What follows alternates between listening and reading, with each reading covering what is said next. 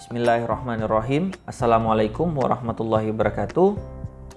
Nama saya Wildan Eskom Mkom, dosen program studi teknik informatika, Sekolah Tinggi Manajemen Informatika dan Komputer, STMIK Adiguna, Palu. Pada kesempatan ini, saya akan menjelaskan mata kuliah yang saya ampuh, yaitu mata kuliah jaringan komputer, di mana mata kuliah ini adalah mata kuliah wajib yang didapatkan di semester genap dengan jumlah 3 SKS dan 1 SKS praktikum. Adapun capaian pembelajaran mata kuliah jaringan komputer ini adalah setelah mengikuti mata kuliah ini, mahasiswa diharapkan dapat menjelaskan prinsip jaringan komputer beserta permasalahan yang dihadapi serta mampu memberikan solusi penanganan masalah jaringan komputer. Berikut, saya akan mendeskripsikan gambaran umum tentang mata kuliah jaringan komputer. Yang pertama, perkuliahan diselenggarakan sebanyak 16 kali pertemuan dalam satu semester, yang terdiri dari 14 kali pertemuan teori ditambah 2 pertemuan yang dikhususkan untuk pelaksanaan ujian tengah semester dan ujian akhir semester. Yang kedua, setelah mengikuti mata kuliah jaringan komputer, diharapkan mahasiswa mampu menguasai hard skill berupa kemampuan penggunaan software Cisco Packet Tracer untuk simulasi jaringan komputer, sedangkan soft skill berupa kemampuan analisis perancangan alokasi subnetting pada jaringan komputer pada penggunaan IP versi 4 serta konseptual global jaringan komputer. Berikut ini saya akan mendeskripsikan materi pembelajaran yang diberikan kepada mahasiswa. Yang pertama, pendahuluan teknologi jaringan komputer. Yang kedua, topologi jaringan komputer. Ketiga, protokol jaringan komputer. Keempat, Internet of Things. Kelima, protokol komunikasi jaringan menggunakan Wireshark. Keenam, subnetting IP versi 4. Ketujuh, subnetting IP versi 6. Kedelapan, prosedur untuk mendukung pekerjaan helpdesk. Kesembilan, instalasi dan perawatan jaringan. Kesepuluh, protokol network layer. Kesebelas, NAT statis dan dinamis. Kedua-belas, switch VLAN, virtual LAN. Ke-13, pelayanan server. Dan yang terakhir, pertemuan ke-14 yaitu virtualisasi dan cloud computing.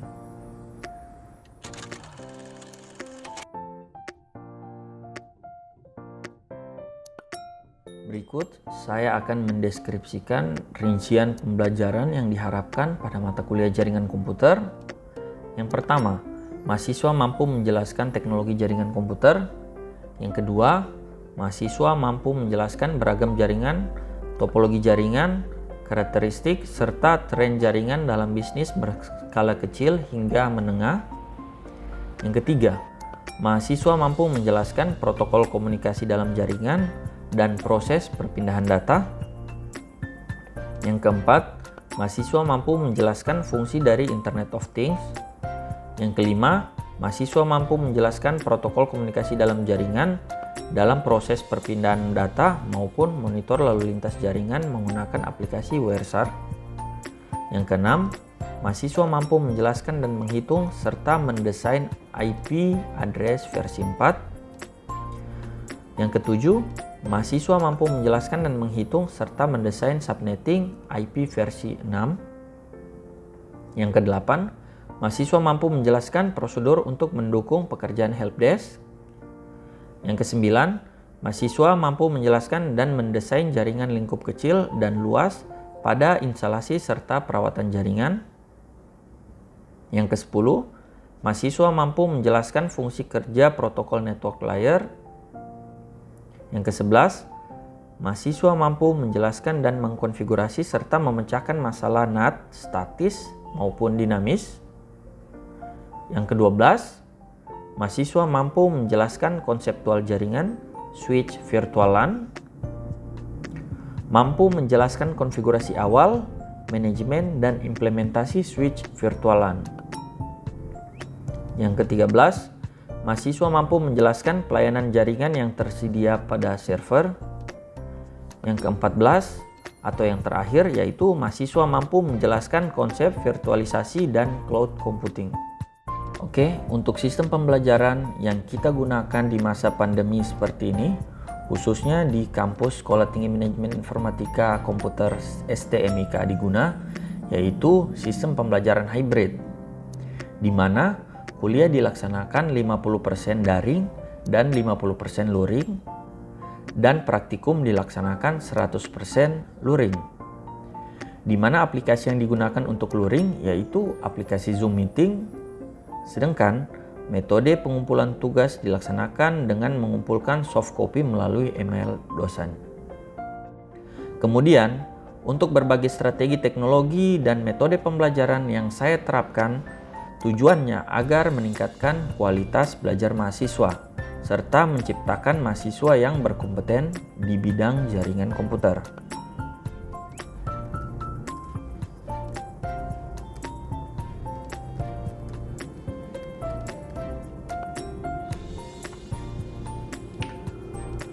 Untuk metode pembelajaran yang saya terapkan ada 3, yaitu yang pertama ceramah atau penyampaian materi, yang kedua diskusi kelompok, dan yang ketiga pemberian tugas kepada mahasiswa. Untuk metode ceramah yang saya gunakan adalah agar mahasiswa dengan mudah memahami materi serta pembelajaran yang diharapkan dapat terjadi interaksi personal antara dosen dan mahasiswa di tengah-tengah pembelajaran. Untuk metode diskusi kelompok yang dilaksanakan agar mahasiswa dapat memahami secara kritikal serta pengembangan wawasan opini dalam lingkungan jaringan komputer. Dan untuk pemberian tugas sebagai media evaluasi pengetahuan mahasiswa baik melalui lisan maupun tulisan dalam bentuk pemberian tugas, kuis, dan tanya jawab. Untuk mempermudah penyampaian materi, saya selalu mempersiapkan bahan ajar, presentasi sesuai dengan rancangan pembelajaran semester atau biasa yang disebut RPS. Kemudian, dalam kegiatan praktikum, saya menyiapkan modul praktikum agar menuntun mahasiswa dalam melaksanakan kegiatan praktikum jaringan komputer. Sedangkan untuk sistem penilaian dibagi dalam bentuk kehadiran, keaktifan, serta tugas. Dalam hal ini, tugas harian, ujian tengah semester, dan ujian akhir semester. Berikut ini saya akan menampilkan video proses pembelajaran mata kuliah jaringan komputer. Kita saksikan bersama. Assalamualaikum warahmatullahi wabarakatuh. Waalaikumsalam warahmatullahi wabarakatuh. Untuk hari ini kita mata kuliah jaringan komputer ya, dengan submateri IP address dan subnetting IP versi 4.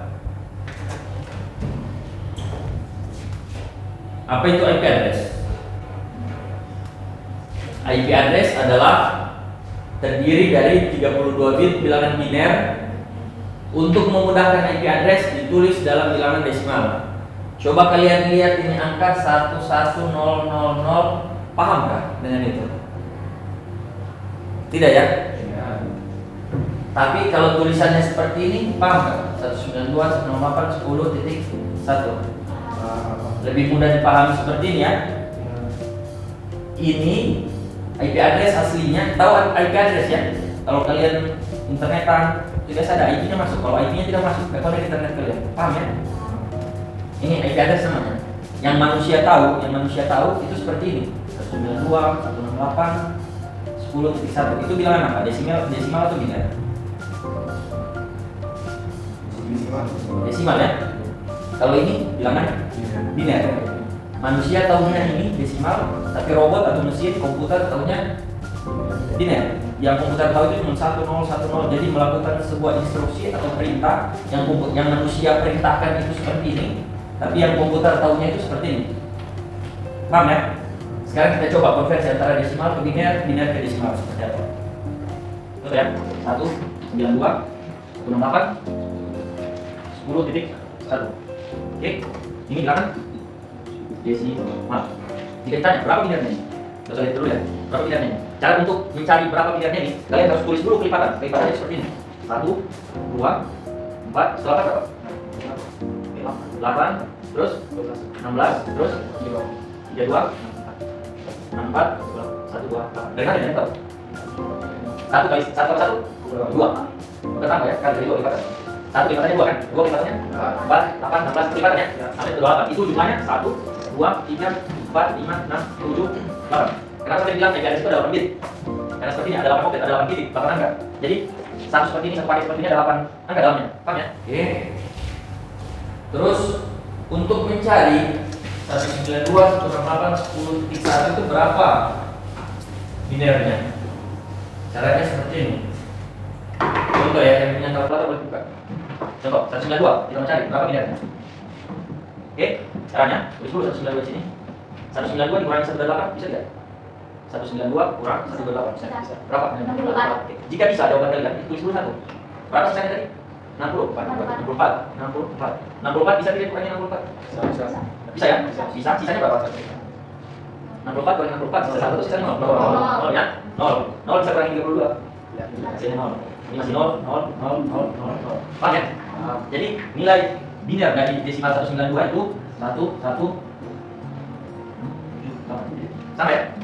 Oke, untuk 168 lagi. 168.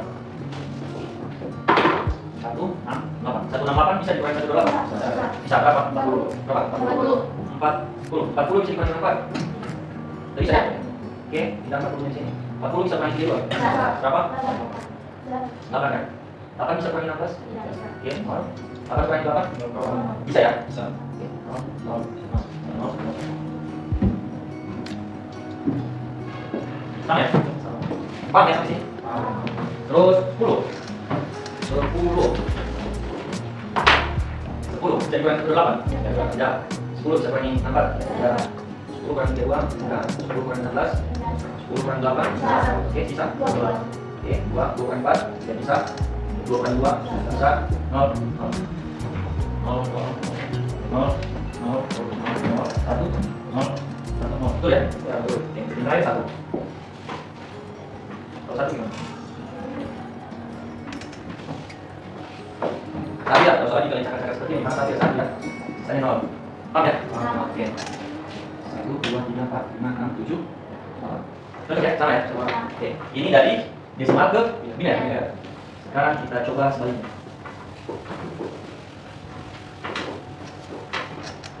Ini paham ya? Sekarang kita coba sebaliknya. Nilai 1, 1, 0, 0, 1, 1, 0, 0, 0, 0, 0. Berapa desimal? Berapa desimal? Ya sudah dari situ.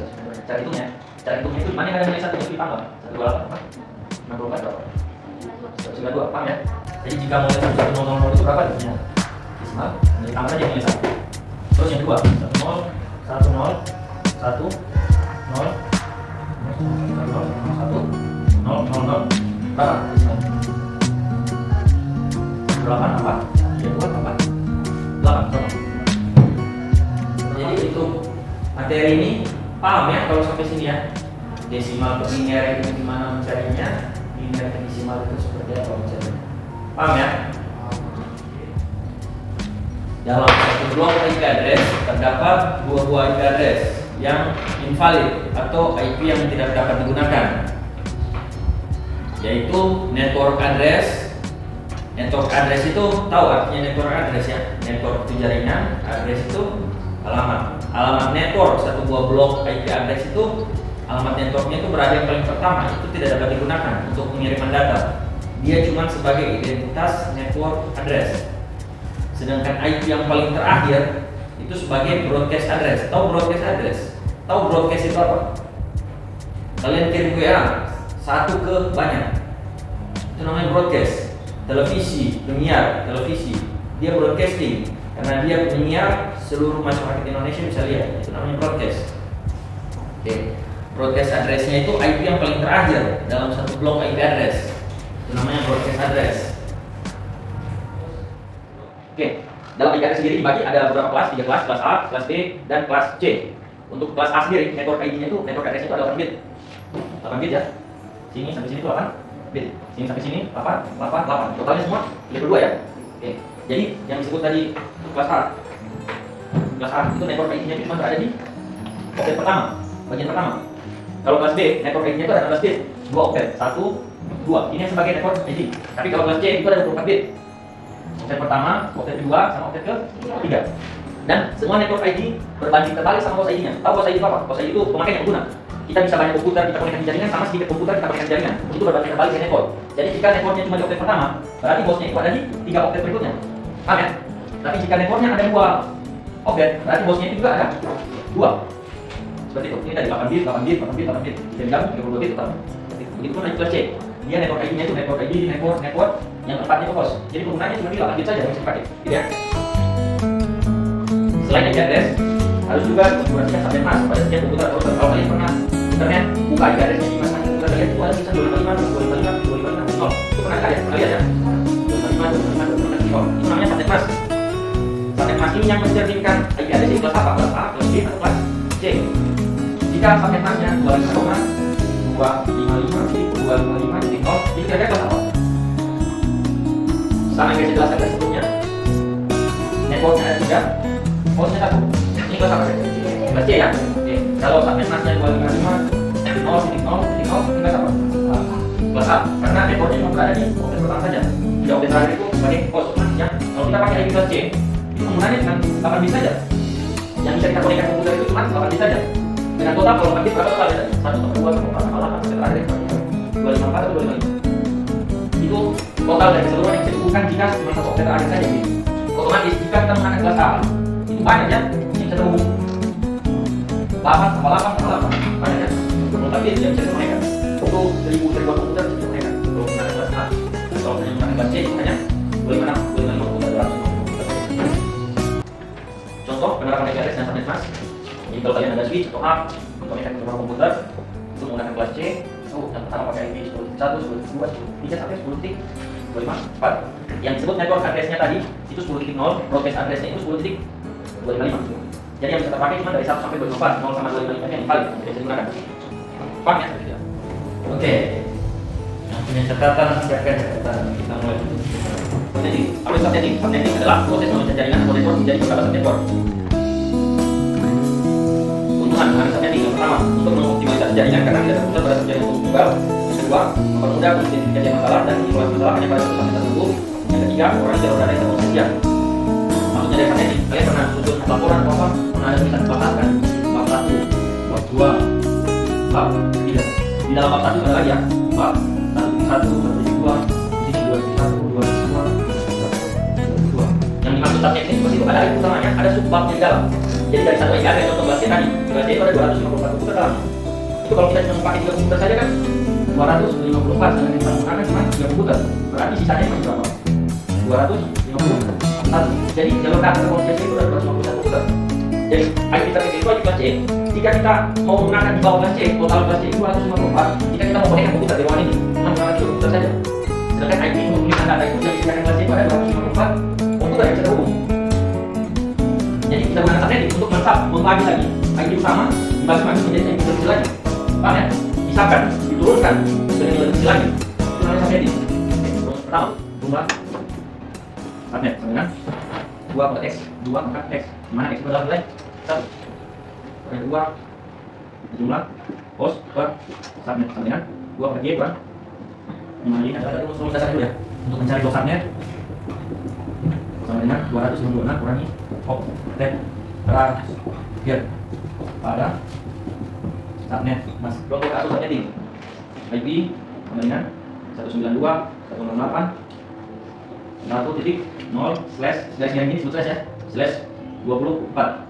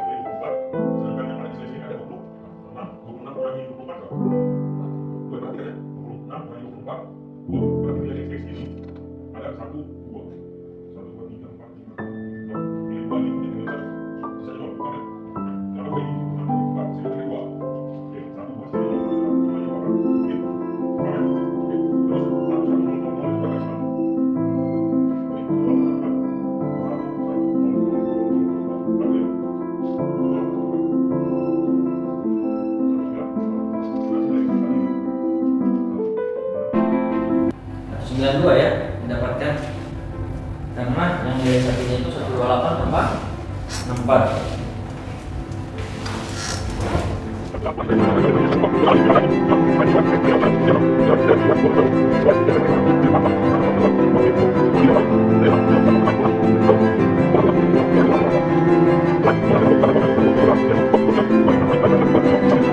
Hasil inilah yang menjadi acuan kita untuk membangun blok subnet. Nilai-nilai FPGA berapa yang bisa terpakai berdasarkan tiga ini.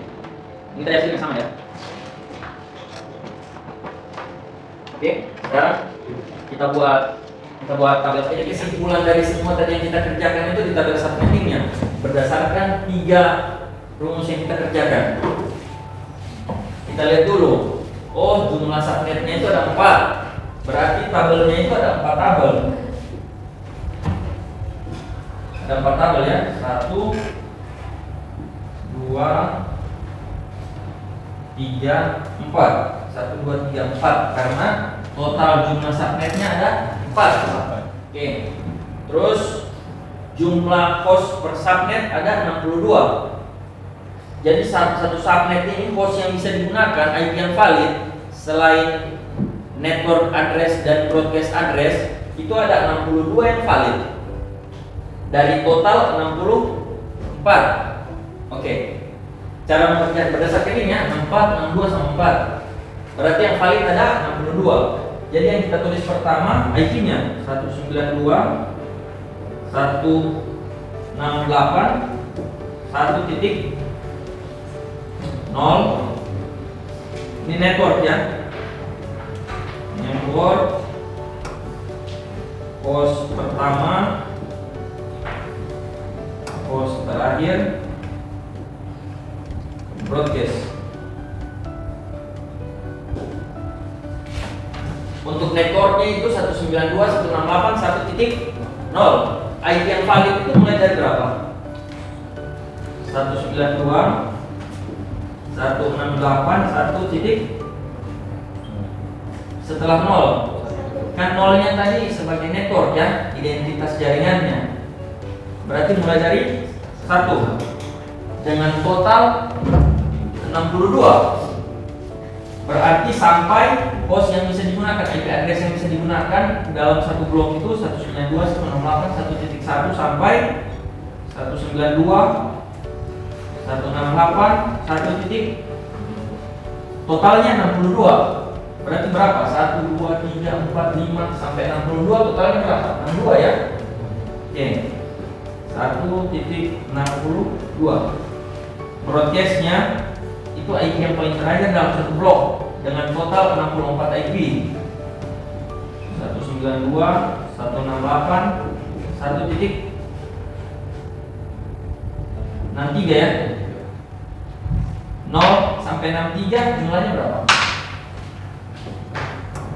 0 1 2 3 4 sampai 63 jumlahnya berapa?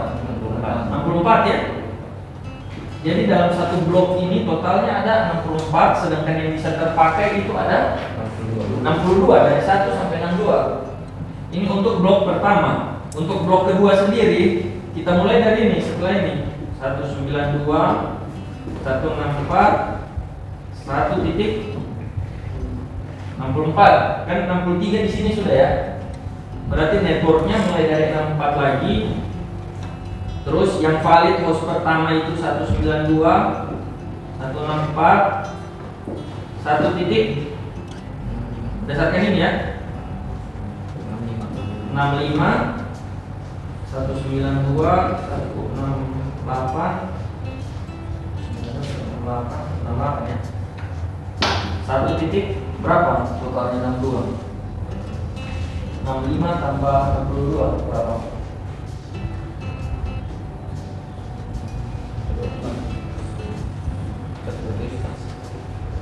127 atau 126?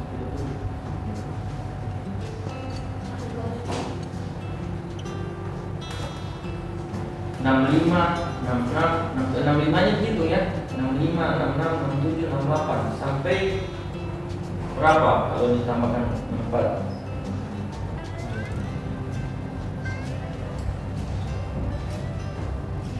1, 2, 6 192 168 1 titik 127. Di sini lagi mulai begitu. Totalnya ada 4 blok ya. 127 baru lanjut 192, 168, 128 kan 127 sudah.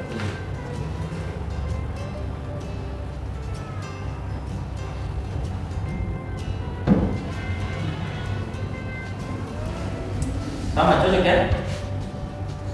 128. Di sini 192, 168, 129 sampai 68, 190 ya. Di sini 192, 68, 191. Di sini 192. Cocok. 192, 193 sampai 254, yang terakhir 255. Paham ya sampai sini ya? Jadi kita mengerjakan tabel ini berdasarkan 3 rumus tadi itu saja. Paham ya? Sampai di sini ada pertanyaan? Silakan. Silakan berdiri.